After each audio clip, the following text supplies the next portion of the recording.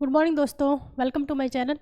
देखो, हम पढ़ेंगे अब अकबर के बारे में। ठीक है, अकबर कंटिन्यू चल रहा है और लास्ट वीडियो में जितना अकबर के बारे में पढ़ा था उसको थोड़ा रिवाइज करते हैं।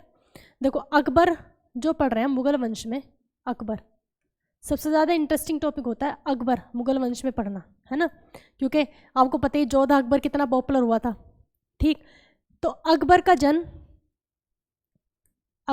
कब हुआ था? 15 अक्टूबर 1542। अच्छा, पहले भी शायद मैंने गलती से 1900 ही बोल दिया था ना, 1542 को। इतना तो बस आप सेंस लगा सकते हैं कि गलती से हो गया होगा। जब बात सारी 15 की चल रही है, 1555 में पहला उसने युद्ध लड़ा था, तो 1542 में हुआ होगा। ठीक है, मैंने गलती से 1942 बोल दिया था। ठीक, तो 15 अक्टूबर 1542 को अकबर का जन्म होता है। अकबर ने 1555 में पहली अपनी ज़िंदगी का पहला युद्ध देखा। ठीक है, जो मच्छीवाड़ा का युद्ध था हुमायूं के साथ। ठीक, 1547 में अपने माता पिता से मिला था, माता पिता के पास रहने लगा। तो उससे पहले तो वीरसाल के पास पैदा हुआ, वीरसाल के उसमें राजमहल में। ठीक है, फिर इनके चाचा अस्करी लेकर चले गए, उन्होंने फिर काबुल भेज दिया, हिंदाल। फिर 1547 में अपने माता पिता से मिले, तो 1555 में मच्छीवाड़ा का युद्ध लड़ा। देखा, लड़ा तो होगा नहीं, मच्छीवाड़ा। ठीक है, फिर 1556 में कौन सा? पानीपत का युद्ध। 1556 में कौन सा? पानीपत का युद्ध। ठीक है, 1556 में ही हुमायूं की मृत्यु हुई थी, तो हुमायूं की मृत्यु के बाद पानीपत का युद्ध हुआ। ठीक है, अफगानों से। इसमें अफगान जो मुगल की तरफ से जो सेनापति था बैरम खान ने नेतृत्व किया था, और उनकी तरफ से मतलब अफगानों की तरफ से कौन था? हेमू था, है ना। हेमू किसके साथ था? आदिल शाह सूरी का। ठीक है, आदिल शाह सूर का सेनापति कौन था? हेमू था। ठीक है, 1555 में ये हुआ। इसके बाद जब धीरे धीरे मतलब ये शासन करने लगा 1556 में, फिर बैरम खां को इसका संरक्षण बनाया गया, हुमायूं ने बना दिया था। तो 1560 तक अकबर किसकी बातें मानता था? बैरम खां की।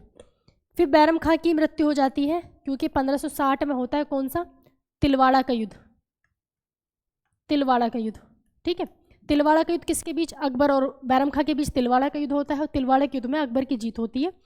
फिर जब ये हज के लिए जाते हैं बैरम खां, तो महामनगा किसी मतलब कुछ आदमियों को भेज के इनकी गुजरात के जब गुजरात पर पहुंचते हैं, तो बैरम खां की मृत्यु हो जाती है। ठीक है, बैरम खां की मृत्यु हो जाती है। और 1560 से लेकर 62 तक, ये 2 साल के पीरियड में इसको किसका शासन रहता है? महामनगा का। अकबर के ऊपर या कह सकते हैं कि पूरे शासन की व्यवस्था किसके हाथ में थी? महामनगा की। तो इसको हम कहते हैं 2 साल का जो टाइम पीरियड है, इसको कहते हैं पेटीकोट का शासन, या फिर हरमदल का शासन, मतलब कई सारे नाम है, महिलाओं का शासन। ठीक है, फिर 62 में चेंज होता है। क्यों? क्योंकि 62 में जोधा बेगम आ जाती हैं। 62 में अकबर की शादी किससे हो जाती है? जोधा बेगम से। ठीक, तो ये सारा मतलब पहला था। अब हम चलते हैं आगे। देखो, 1562 में अकबर की शादी किससे होगी? जोधा बाई से। इससे पहले अकबर की शादी हो चुकी थी रुकैया बेगम से। ठीक है, रुकैया बेगम किसकी थी? हिंदाल की बेटी थी। रुकैया बेगम किसकी थी? हिंदाल की बेटी थी, क्योंकि हिंदाल कौन थे? इनके चाचा थे। इस्लाम धर्म में हो जाती है शादी, मामा फूफी के या फिर ताऊ चाचा के बच्चों में शादी हो जाती है। तो रुकैया बेगम की शादी किससे हुई थी? अकबर से हुई थी, जो कि हिंदाल की बेटी थी। ठीक है, फिर और 62 में शादी किससे होगी? जोधाबाई से हो गई। जोधाबाई को मैं आपको अलग से पढ़ाऊंगी कैसे शादी हुई, जब अकबर की हम युद्ध नीति पढ़ेंगे ना। ठीक है, राजा भारमल की बेटी थी ये जोधाबाई। ठीक, तो रुकैया बेगम से शादी हुई, जोधाबाई से शादी हुई। फिर आपने अभी देखा कि 1560 में किसकी मृत्यु हो गई? तिलवाड़ा के युद्ध के बाद बैरम खां गए और बैरम खां की मृत्यु हो गई। ठीक है, बैरम खां का बेटा कौन था? अब्दुल रहीम खान ए खाना। ठीक है, और बैरम खां की पत्नी का नाम था सलीमा बेगम। बैरम खां की पत्नी का नाम कौन था? क्या था? सलीमा बेगम। ठीक है, तो अकबर मतलब ये चाहता था कि सलीमा बेगम के साथ कोई भी ज़ाती किसी तरह का भेदभाव कुछ भी ना हो, मतलब उनकी लाइफ बहुत अच्छे से जाए यानी गुजरे, ठीक है। तो अकबर सलीमा बेगम से निकाह कर लेता है, मतलब सिर्फ पेपर वर्क पे, जिससे कि उन्हें एक महारानी का दर्जा मिल जाए, उन्हें सारी फैसिलिटी सब कुछ वही मिले, एक महारानी जैसा, ठीक है। तो अकबर ने सलीमा बेगम से भी निकाह कर लेता है, ठीक। तो अकबर की एक तो जोधाबाई हो गई, रुकैया बेगम है पहली वाइफ, फिर जोधाबाई और सलीमा बेगम, और जो अब्दुल रहीम इनका बेटा है, इनको अनुवाद विभाग का अध्यक्ष बना देते हैं। अनुवाद विभाग का मतलब ट्रांसलेशन जहाँ होता है, अनुवाद विभाग का अध्यक्ष बना देते हैं। फिर अकबर के कहने पर ही मैंने जब आपको बाबर पढ़ाया था तो मैंने आपको बताया था कि तुजू के बाबरी क्या थी, बाबर की आत्मकथा, ठीक है। तुजू के बाबरी का फारसी में अनुवाद, वो तुर्की लैंग्वेज में थी तुजू के बाबरी, उसका फारसी में अनुवाद किसने किया था? अब्दुल रहीम खान खाना ने, ठीक है। और जो फारसी अनुवाद है, मतलब जो ट्रांसलेटेड बुक हुई फारसी में, उसको कहा गया बाबरनामा, ठीक। तो मतलब हमें 1562 से आगे चलना है, यहाँ तक आपको समझ आ गया होगा। अच्छा एक चीज़ और, अब्दुल लतीफ़ का नाम और याद रखें, अब्दुल लतीफ़, ये जो अब्दुल लतीफ़ थे ये अकबर के शिक्षक कह लो, टीचर कह लो, ठीक है, जिन्हें अकबर को पढ़ाने की जिम्मेदारी दी गई थी।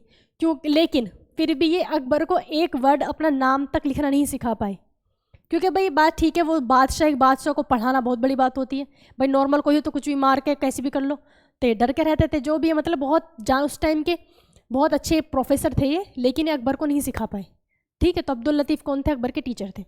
अब आगे चलते हैं, 62 से आगे चलते हैं अब, ठीक है, 1562 से आगे। अब आपने देख लिया कि अकबर की ज़िंदगी में जोधाबाई की एंट्री और अकबर की मतलब कई सारी चीज़ें चेंज हो गई, मतलब महामनगा के जो उनका शासन चल रहा था, महामनगा का जो उनके ऊपर प्रभाव था, उससे अकबर निकल चुका है। तो 1562 में से मतलब अब अकबर ने बहुत सारे अच्छे काम किए। सबसे पहले 1562 में अकबर ने दास प्रथा को ख़त्म कर दिया। किसको? दास प्रथा, मतलब उस टाइम पे जो दासों को ख़रीदा जाता था, ठीक है, दासों को ख़रीदा जाता था।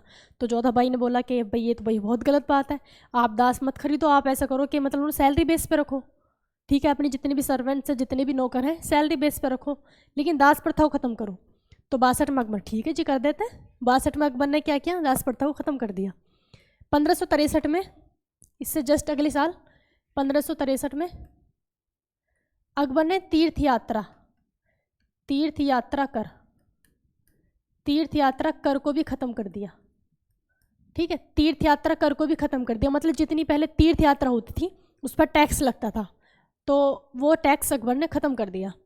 इसके बाद 1564 में 1564 में क्या किया? 1564 में अकबर ने जजिया कर ख़त्म कर दिया। जजिया कर को ख़त्म कर दिया। जजिया कर आपको मैंने स्टार्टिंग में जब हमने मिडिवल हिस्ट्री स्टार्ट की थी, सबसे पहले मैंने आपको यही पढ़ाया था, मोहम्मद बिन कासिम ने शुरू किया था, ठीक है। फिर धीरे धीरे किसी ने, फिरोज शाह तुगलक ने ब्राह्मणों पर भी लगा दिया, क्योंकि मोहम्मद बिन कासिम ने 5 लोगों को इससे लग रखा था, जजिया कर नहीं था। ये क्या था? गैर मुस्लिम पर लगने वाला एक सुरक्षात्मक कर था, मतलब एक प्रोटेक्टिव, ठीक है, कि आप टैक्स देंगे तब तक आप सेफ हैं, वरना जो भी एक मतलब आप पर आक्रमण करेंगे, जो भी करेंगे, ठीक है। मतलब क्या कहते हैं, जजिया कर क्या था? ये गैर मुस्लिम मतलब जो मुस्लिम नहीं है, उसमें सब आ जाएंगे, हिंदू तो है, सबसे ज़्यादा पॉपुलेशन हिंदू की है, तो हिंदू पे सबसे ज़्यादा इफेक्ट पड़ा, लेकिन बौद्ध, जैन, सिख मतलब सब इसमें आ जाएंगे। फिर गैर मुस्लिम पर सुरक्षात्मक कर था, ठीक है। तो अकबर ने जजिया कर ख़त्म कर दिया 1564 में, क्लियर। 1564 में जजिया कर को ख़त्म कर दिया, किसी पर नहीं अब जजिया कर। अब इसके बाद 1571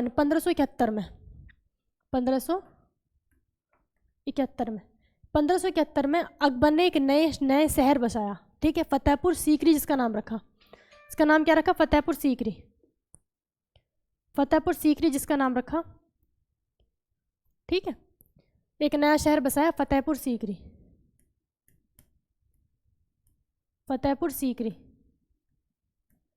और इसको अपनी फिर राजधानी भी बनाई। फतेहपुर सीकरी को अपनी राजधानी बनाया, आगरा के पास है, ठीक है, लेकिन ये सफल नहीं हो पाया, क्योंकि यहाँ पे पानी वगैरह की ज़्यादा मतलब सूखा ज़्यादा, मतलब यहाँ की कंडीशन अच्छी नहीं थी इन्वायरमेंटल, ठीक है, तो ये सफल नहीं हो पाया। लेकिन अकबर ने फतेहपुर सीकरी शहर की स्थापना करी और इसे अपनी राजधानी बनाया, ठीक है। एक सेकेंड,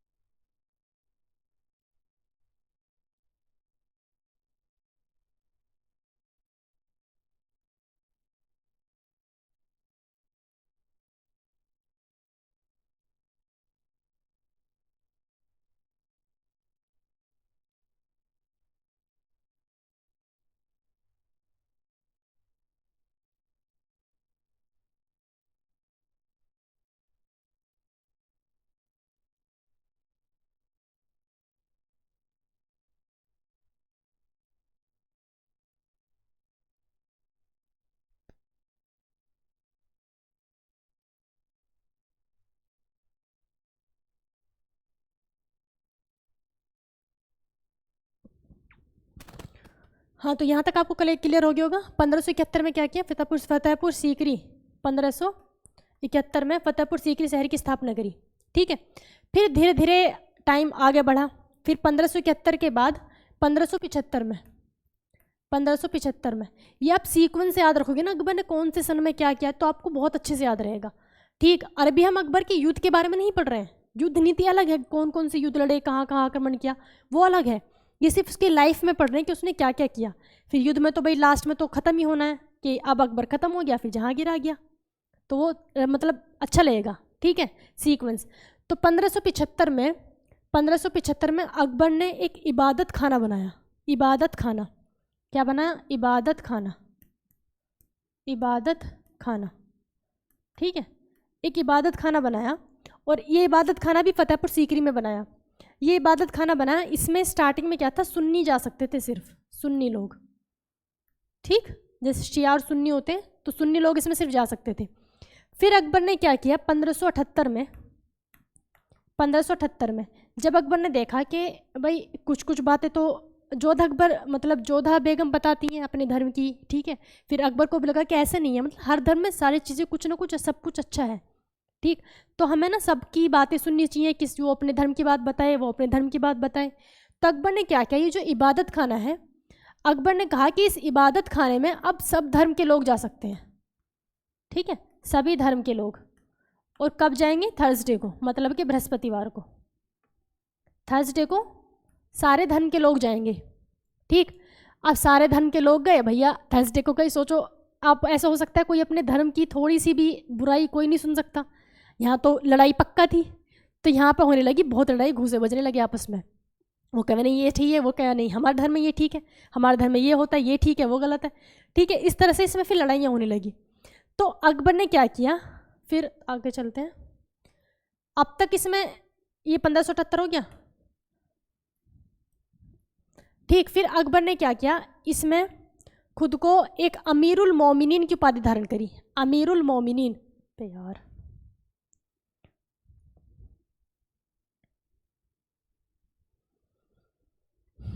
ठीक है, अकबर ने कौन सी उपाधि धारण करी, अमीरुल मोमिनीन। अमीर उल मोमिनीन, अमीरुल मोमिनीन की उपाधि धारण करी। ये जो अमीरुल मोमिनीन की उपाधि है, ये बहुत बड़ी चीज़ है। मतलब कि ये कह सकते हैं कि जो खलीफा होते हैं, जैसे मतलब पहले नबी होते हैं इस्लाम में सबसे बड़े, है ना, अल्लाह के बाद नबी, और नबी के बाद फिर खलीफा होते हैं। ठीक, तो खलीफा लोग ही ये वाली उपाधि धारण करते हैं, अमीरुल मोमिनीन। और यहाँ अकबर ने धारण कर ली अमीरुल मोमिनीन की उपाधि। फिर अकबर ने जब ये सबके बीच में मतलब सुलह कराई, जो लड़ाइयाँ हो रही थी, मतलब मैं ही अमीरुल मोमिनीन हूँ, मैं सबके बीच मतलब सब मेरे पास हो, मैं ही फैसला करूँगा। ठीक है, तो इसको, इस नीति को बोला गया सुलह कुल। क्या बोला गया, सुलह कुल, सुलह कुल की नीति। ठीक है, सुलह कुल बोला गया इसको। इसके बाद नेक्स्ट ईयर में 1579 में 79 अकबर ने मजहर की घोषणा कर दी। मजहर, अब ये बड़ी अजीब चीज़ है, मजहर क्या होता है, मजहर की घोषणा करी। ठीक है, फिर 1579 में 79 जो भी है, 79 में अकबर ने किसकी घोषणा कर दी, मजहर की। मजहर का मतलब ये है, जैसे यहाँ पे लड़ाइयाँ हो रही थी, ठीक, अकबर ने अमीरुल मोमिनीन तो बन गया, लेकिन फिर भी वो सब सही से होता ना कि मतलब कोई कितना भी बड़ा हो, मतलब अपनी एजुकेशन में, लेकिन धर्म के मामले में कहते ना कि भाई तुम कुछ भी हो, लेकिन धर्म के मामले मत बोलो, हम ही जानते हैं। कोई पंडित है या कोई मौलवी साहब है, तो वो, और एक है डॉक्टर या इंजीनियर, तो डॉक्टर इंजीनियर की बात नहीं मानेंगे, वो कहेंगे धर्म का मामला है, इसमें हम ही बात करेंगे, ठीक है, आप चुप रहें। तो ये वाली चीज़ थी, मतलब नॉर्मली होती है। तो अकबर को भी ये ऐसी होता था, वो कहते थे कि आप बादशाह हैं, ठीक है, अपनी जगह रहिए, लेकिन धर्म के मामले मत बोलिए। तो अकबर ने क्या किया, मजहर की घोषणा कर दी। मजहर की घोषणा का मतलब ये था कि धार्मिक मामले जितने भी हैं उसमें जो आखिरी डिसीजन होगा वो मेरा होगा, मतलब कि अकबर को होगा। ठीक है, आखिरी डिसीजन किसका होगा, अकबर को होगा। लेकिन अकबर ने कुरान शरीफ को इससे अलग रखा। ठीक है, कुरान शरीफ को इससे अलग रखा, मतलब इसमें अगर कोई भी चेंजेस इसमें तो हो नहीं सकता। ठीक, कुरान शरीफ में कोई भी चेंजेस मुसलमान बर्दाश्त नहीं करेगा, ना ही हो सकता है, एक लाइन एक वर्ड भी चेंज नहीं कर सकते। तो अकबर ने इसको अलग रखा कि इसका तो मेरा बस नहीं है, लेकिन इससे अलग अगर कोई भी चीज़ होती है उसका आखिरी डिसीजन कौन होगा, मेरा होगा, क्योंकि मैं कौन हूँ, अमीरुल मोमिनीन हूँ। ठीक है।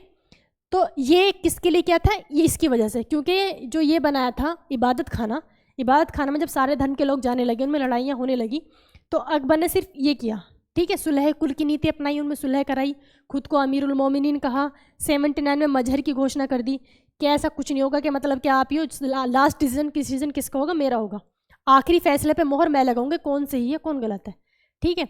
कितना ही बड़ा कोई पंडित हो, कितना भी बड़ा कोई मौलवी हो, इससे कोई मतलब नहीं है, ठीक है। लेकिन इसको कुरान शरीफ को इस चीज़ से अलग रखा, मतलब जहाँ तक वो अकबर जा सकता था वहाँ तक गया, और जहाँ बवाल होने वाला था वहाँ तक छोड़ दिया, ठीक। तो ये सारी चीज़ें क्या थी, ये हमने अकबर की लाइफ में उसने क्या क्या सुधार किए, क्या क्या वो पढ़े हमने, ठीक है। अब देखते हैं अकबर के सिक्के के बारे में, चाहे तो आप इसका स्क्रीनशॉट ले सकते हैं, ठीक।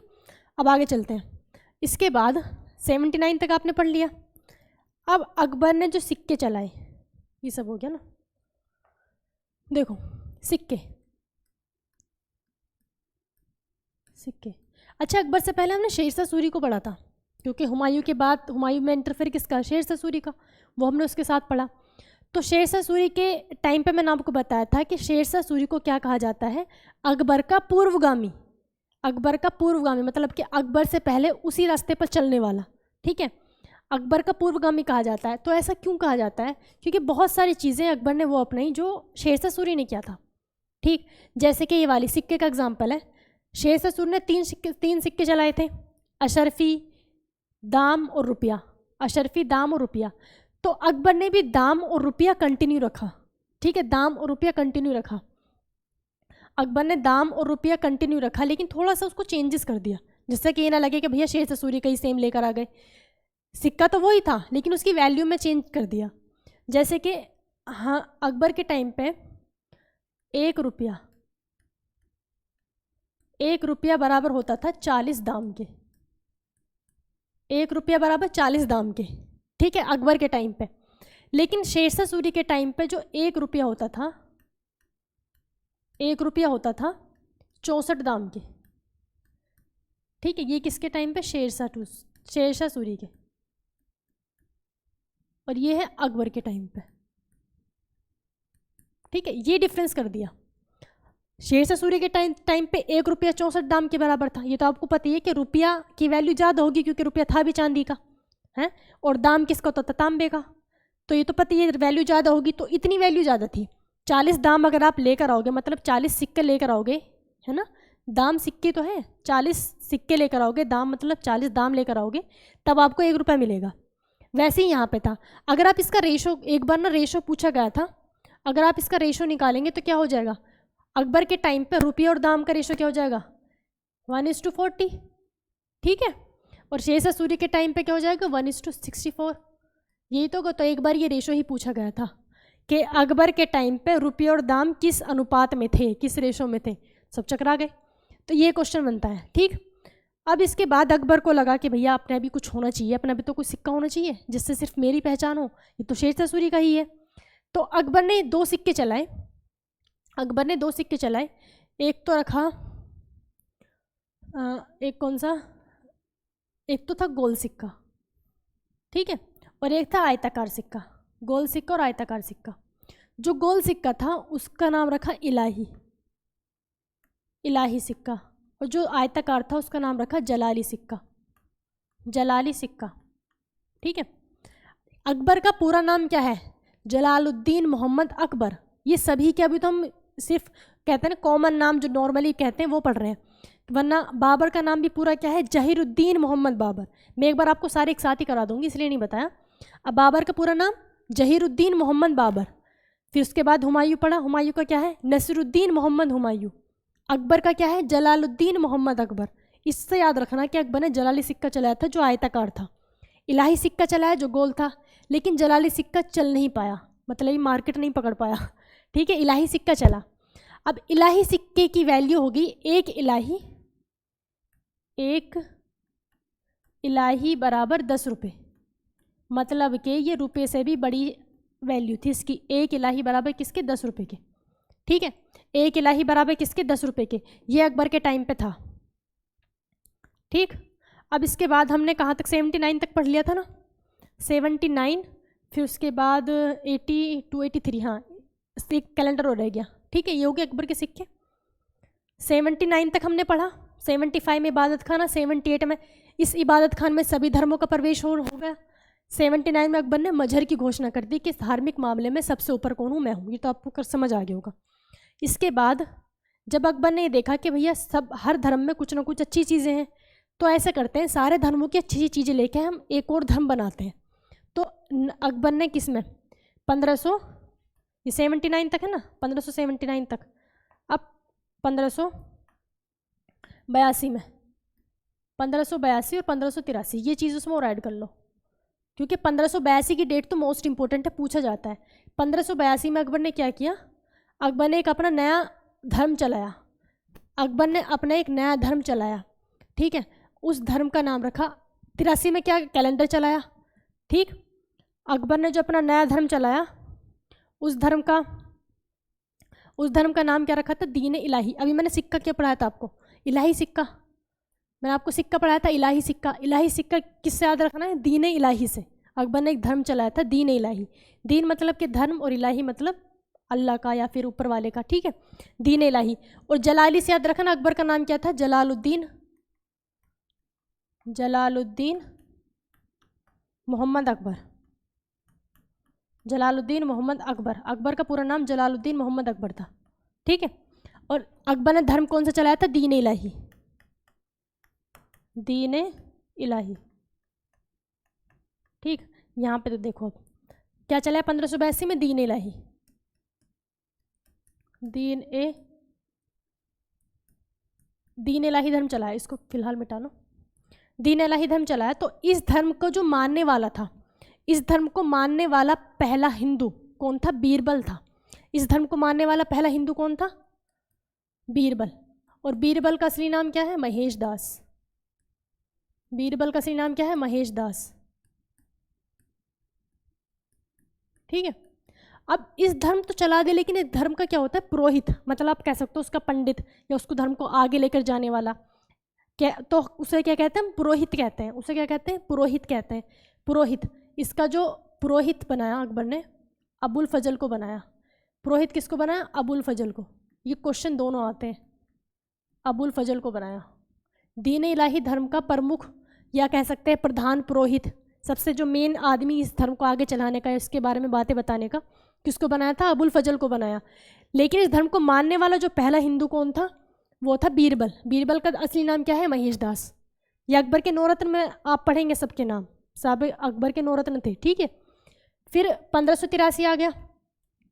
1583 में अकबर ने एक कैलेंडर चलाया जिसको बोला गया इलाही संवत।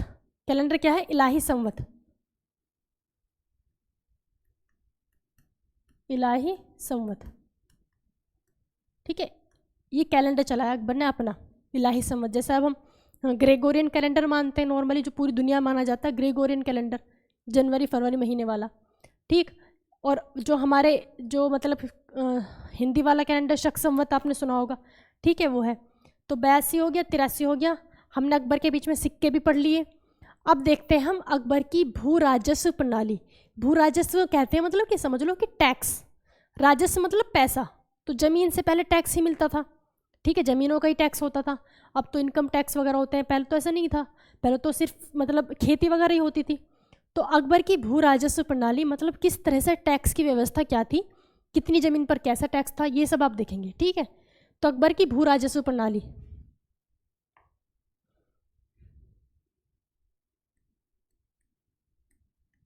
भू राजस्व प्रणाली, भू राजस्व प्रणाली में अकबर ने 3 चीज़ें चलाई थी। इसमें सबसे पहला था जाब्ती व्यवस्था। जाब्ती, एक तो थी जाब्ती, ठीक है, जाब्ती व्यवस्था। जाब्ती व्यवस्था या फिर जाब्ती प्रणाली किस तरह से लिख सकते हो, ठीक है, जाब्ती, जाब्ती। एक थी कनकूट, कनकूट, ठीक है। और एक थी आईने दहसाला, आइन ए दहसाला, आईने दहसाला, ठीक है, आईने दहसाला। ये जो थी, अब इनको समझो क्या क्या था। ये तो आप समझ गए कि ये क्या पढ़ा रही हूँ मैं आपको, भू राजस्व प्रणाली मतलब कि टैक्स के बारे में। टैक्स यानी कि कर, कर जो लेना था, टैक्स जो लेना था वो किस तरह से लेना था। तो इसके लिए अकबर पहले लेकर आए सबसे पहले जाप्ती प्रणाली। इसमें था जाप्ती में कि उसकी भूमि की माप के आधार पर, मतलब किसी की ज़मीन कितनी है, जैसे मान लिया एक का तो हो गया 1 बीघा का खेत है, ठीक है, और एक का है 2 बीघे का खेत है, तो भैया जिसका खेत ज़मीन ज़्यादा है वो तो ज़्यादा टैक्स देगा। तो ये किसके आधार पर था, माप के आधार पर, भूमि की माप के आधार पर टैक्स, समझ गए, भूमि के माप के आधार पर था। बस जिसकी ज़मीन ज़्यादा वो ज़्यादा टैक्स देगा, जिसके पास ज़मीन कम है वो कम टैक्स देगा, ठीक। लेकिन अब इसमें प्रॉब्लम आई, फिलहाल 2 को भूल जाओ, फिलहाल ये पढ़ रहे हैं हम, ठीक है। अब इसमें क्या प्रॉब्लम आई, ऐसा होने लगा कि मान लीजिए किसी का पास इतना बड़ा खेत है, ठीक है, लेकिन वहाँ पे आसपास कोई भी सिंचाई के लिए कोई नदी नहर कोई कुछ नहीं है, तो वहाँ पे है सूखा, मतलब फसल इसमें अच्छी नहीं हो रही। और किसी के पास 1 बीघा का खेत है, लेकिन ये कहाँ है, ये पास में इसकी नदी है, ठीक है, और सिंचाई भी अच्छी होती है, फसल बहुत अच्छी हो रही है। तो अब बताओ टैक्स कौन देगा ज़्यादा, ये तो बेचारा ज़्यादा ज़मीन लेकर भी बेकार है, ठीक। तो फिर एक दूसरी व्यवस्था लेकर आए कि हम ऐसा करते हैं, ज़मीन की माप नहीं देखनी, हमें उसकी उपज भी देखनी है, मतलब पैदावार कितनी होती है। तो कनकूट व्यवस्था में क्या किया गया, कनकूट प्रणाली जो थी इसमें क्या गया कि हम भूमि की क्या देखेंगे, उपज के आधार पर टैक्स लेंगे। भूमि की माप के आधार पर जाप्ती व्यवस्था से लेते थे, फिर कनकूट व्यवस्था ले गए, फिर उसमें देखा गया कि उसमें उपज, उसमें पैदावार, उसमें फसल कितनी हो रही है, ठीक। तो ये थी भूमि की उपज के आधार पर, ठीक है, उपज के आधार पर। अब भी बचा कौन सा, आयने दहसाला। अब उपज भी देख ली भैया और भूमि की माप भी देख ली, लेकिन इसमें भी प्रॉब्लम आई। इसमें प्रॉब्लम ये आई कि कभी तो ऐसा होता था, मान लिया कि किसी की फसल अच्छी हो गई, जैसे किसी के पास वही चीज़, किसी के पास बड़ा खेत है ना, किसी के पास छोटा सा खेत है, तो ऐसा हो सकता है अब माप के आधार पर तो टैक्स ये ज़्यादा देगा, लेकिन पता चला कि ये वाला जो है इसमें फसल होती ही नहीं, ये बंजर ज़मीन है, तो अब लेकिन ये बहुत ज़्यादा उपजाऊ है, तो इस हिसाब से हम माप नहीं देखेंगे, तो हम क्या देखेंगे, हम ये वाली देखेंगे, कनकूट व्यवस्था से टैक्स कौन देगा, फिर ये वाला ज़्यादा देगा, ठीक। लेकिन कभी ऐसा हुआ जो टैक्स ज़्यादा दे रहा है, जो डेली मतलब हर साल टैक्स दे रहा है बहुत अच्छे से, उसकी फसल भी अच्छी हो रही है, लेकिन कभी ऐसा हुआ कि मान लिया उसकी कोई बाढ़ आ गई, जैसे मैंने बताया था, मान लिया नदी के किनारे है, नदी में बाढ़ आ गई, पूरा खेत ही भर गया, फसल ही नहीं हुई उस साल, बेचारे के खाने के लिए नहीं है, तो टैक्स कहाँ से देगा, या फिर सूखा पड़ गया, ठीक है, कोई भी प्रॉब्लम हो सकती है। तो इस ऐसी कंडीशन में किसानों को परेशानी ना हो, तो ये जो एक और व्यवस्था लेकर आए, आईने दहसाला, ठीक है। इसमें क्या होता था आईने दहसाला में कि हर ज़मीन का 10 साल का एवरेज देखा जाता था उपज का। भाई ऐसे तो होगा नहीं, मान लिया एक बार सूखा पड़ गया, हर साल थोड़ी ना पड़ेगा, तो हर 10 साल में, जैसे मान लिया ये है हमारी बंजर ज़मीन है, अब बंजर ज़मीन में हम कह सकते हैं कि मतलब एग्जाम्पल के तौर पे कि एक साल 5 किलो गेहूँ, भाई एग्जाम्पल है, ठीक है, 5 किलो गेहूँ, फिर 10 किलो, फिर 5 किलो, फिर 15 किलो किसी साल हो गया, तो इसका क्या करेंगे, इसका एवरेज निकाल लेंगे हर 10 साल की उपज देख के, क्योंकि उपज तो पहले ही चल रहा है, कनकूट व्यवस्था पहले से चल रही है, हम उपज भी देख रहे हैं, माप भी देख रहे हैं, फिर इसका टोटल 10 साल का एवरेज निकाला जाएगा, उस एवरेज के हिसाब से उसको टैक्स बताया जाएगा कि इतनी आपको टैक्स देना है, ठीक है। तो ये जो आईने दहसाला है ये किसके हिसाब से है, 10 साल के औसत पर, ठीक, 10 साल के औसत। इसमें क्या देखना है, 10 साल के औसत, एवरेज, औसत के आधार पर 10 साल के उपज के, है ना, 10 साल के उपज, इसको थोड़ा कर लेना अपनी लैंग्वेज में, ठीक है। 10 साल में जितनी भी पैदावार हो रही है, जितनी भी उपज हो रही है, उसका एवरेज निकालेंगे कि हर साल एवरेज इतनी फसल तो हो ही जाती है, फिर उस जो फसल हुई उसके हिसाब से आपको टैक्स देना है, ठीक। तो ये जो व्यवस्था थी, ये बनाई थी टोडरमल ने, टोडरमल, ठीक है, इस व्यवस्था को बनाया किसने था, टोडरमल ने बनाया था। टोडरमल का काम यही था, मतलब प्रशासनिक या ये सब राजस्व व्यवस्था, इन सब चीज़ों को देखना। ये भी बताया था मैंने आपको कि टोडरमल पहले शेरशाह सूरी के दरबार में भी कार्यरत थे, उसके बाद अकबर के समय, ठीक है। तो ये सारी हमने क्या होगी, भू राजस्व प्रणाली, अकबर की टैक्स की निर्धारण करने की व्यवस्था, ठीक। अब देखते हैं कि ज़मीनों का निर्धारण, ये तो हमने टैक्स देख लिया। अब ज़मीनें कितने टाइप की होती थी, एक तो था ज़मीन, अकबर ने क्या किया, मतलब हर चीज़ ना बहुत सिस्टमैटिक तरीके से थी, भले ही अकबर पढ़ा लिखा नहीं था लेकिन दिमाग बहुत था, हर चीज़ बहुत सिस्टमैटिक तरीके से थी। आप आगे मनसबदारी पढ़ोगे तब तो सोचोगे कि वाकई में क्या गजब ही दिमाग था। ठीक, तो अकबर ने, एक तो था, हम क्या देख रहे हैं, भूमि, भूमि के प्रकार, भूमि कितनी तरह की थी, भूमि के प्रकार। एक तो हो गया उपज के आधार पर भूमि, है ना, एक था लगान वसूली के आधार पर भूमि, मतलब टैक्स के। तो हम ये वाला जो देख रहे हैं हम उपज के आधार पर पहले, ठीक है, मतलब किस पर कितनी पैदावार हो रही है, तो इस पर हम लिख सकते हैं उपज के आधार पर। ठीक है, उपज के आधार पर जो हमारी ज़मीनें थी वो कितने टाइप में बांटा था, तो उपज के आधार पर 4 भागों में ज़मीनों को बांटा था, 4 टाइप में। पहली थी हमारी, आप बिल्कुल मतलब एक समझ लो कि इसको रट लो, पोजल, परती, चाचर, बंजर, पोजल, परती, चाचर, बंजर। पोजल एक होती थी परती भूमि, पोजल भूमि, परती भूमि, चाचर भूमि और बंजर भूमि। ठीक है, बंजर भूमि, समझ गए। ये जो पोजल भूमि थी, देखो पोजल में क्या आ रहा है, जल आ रहा है, जल। ठीक है, पोजल में क्या आ रहा है, जल आ रहा है, मतलब कि इसको जल की, मतलब पानी की, सिंचाई की कमी नहीं थी, और सिंचाई की कमी नहीं थी तो इस पर फसल हर साल होती थी। ठीक है, तो ये कैसे होती थी पोजल भूमि, इस पर हर साल, हर साल कह लो या प्रत्येक वर्ष, हर साल फसल होती थी। ठीक है, इस पोजल भूमि में हर साल कंटिन्यू, हर साल फसल होती थी, क्योंकि इसमें किसकी, जल की कमी नहीं थी, सिंचाई करने के लिए पानी की कमी नहीं थी। ठीक है, अब आ जो परती, परती भूमि कैसी थी, परती, परती आप ये समझ लो कि थोड़ा सा, जैसे अगर किसी ज़मीन को पानी ना मिले तो उसके ऊपर की परत टाइट हो जाएगी ना, एक परत सी जम जाएगी। ठीक है, सूखे की वजह से एक परत जम जाएगी, मतलब याद करने का तरीका बता रही हूँ।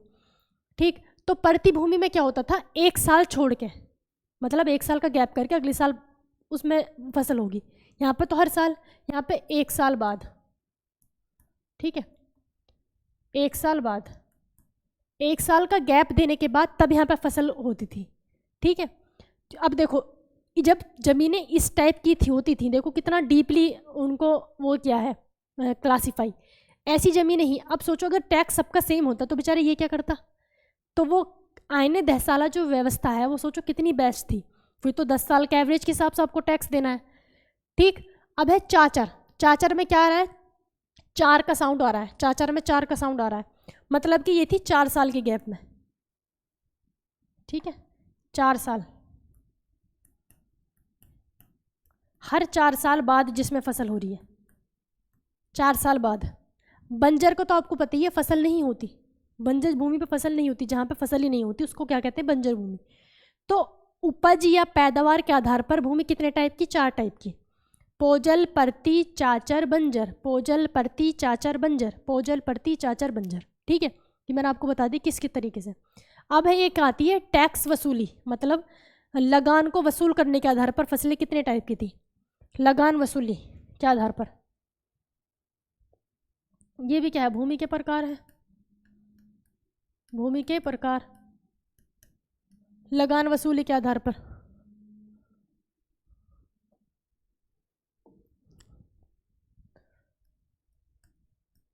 लगान यानी कि टैक्स, टैक्स वसूली के आधार पर, लगान यानी कि टैक्स वसूली के आधार पर। इसमें भी फसलें 4 टाइप की होती थी, फसलें नहीं भूमि 4 टाइप की थी। ठीक है, एक तो होती थी जागी, जागी बाद में लिखना, एक होती खालसा, खालसा पहले लिखो, खालसा का क्योंकि आपको पता होगा, खालसा मैं पहले भी पढ़ा चुकी हूँ, खालसा भूमि, खालसा, खालसा भूमि। दूसरी जागी भूमि, जागी, जागी मतलब जागीरदार, जागीरदार से याद रखो, जागी, खालसा भूमि, जागी भूमि। और एक होती थी मददमास, मददमास लास्ट में रखो, मददमास। ठीक है, खालसा, जागी, मददमास। एक होती थी पैबाकी, पैबाकी, पैबाकी भूमि। ठीक है, खालसा, जागी, पैबाकी और मददमास, ये 4 तरह की होती थी टैक्स वसूली की, आपको किस तरह से टैक्स लेना है।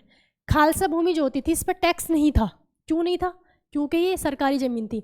आपको याद है मैंने जब अलाउद्दीन खिलजी के बारे में आपको पढ़ाया था, तो जब निजामुद्दीन औलिया के पास उन्होंने संदेश भिजवाया था अलाउद्दीन खिलजी ने कि संदेश भिजवाया और पहले से ही घोषणा कर दी थी कि जितनी भी दान में दी गई ज़मीन है उनको खालसा भूमि में बदला जाए। खालसा भूमि मतलब सरकारी ज़मीन जो राजा की होती थी, ये थी सरकारी। खालसा मतलब सरकारी ज़मीन, सरकारी ज़मीन थी तो इस पर टैक्स नहीं था। भाई अपनी ही ज़मीन पर कोई टैक्स लेगा क्या? ठीक है, इस पर टैक्स नहीं था। दूसरी होती थी जागी भूमि। जागी का मतलब होती थी जागीरदार की। ठीक है, जागी का मतलब जागीरदार की भूमि, कि किसी एक ज़मीन पर पर्टिकुलर आपने एक जागीरदार को दे दिया कि यहाँ का टैक्स आपको वसूल के मुझे देना है। ठीक है, जैसे एक पूरा एक मान लिया गाँव है ना। अब राजा के पास तो इतना टाइम है नहीं कि सबसे मतलब टैक्स मंगवाया, फिर उसमें गड़बड़ भी हो सकती है। तो इस ज़मीन पर उसने क्या किया, एक अपना जागीरदार कोई एक अपना आदमी यहाँ अपॉइंट कर दिया कि इस पूरे एरिया की टैक्स लेने की जिम्मेदारी तुम्हारी है और तुम टैक्स ला के फिर वापस मुझे दोगे। ठीक है, उसमें से कुछ उनका जैसे भी जिस तरह से भी एडजस्ट होता था। तो ये क्या थी, जागीरदारों को दी गई भूमि जो टैक्स वसूलते थे।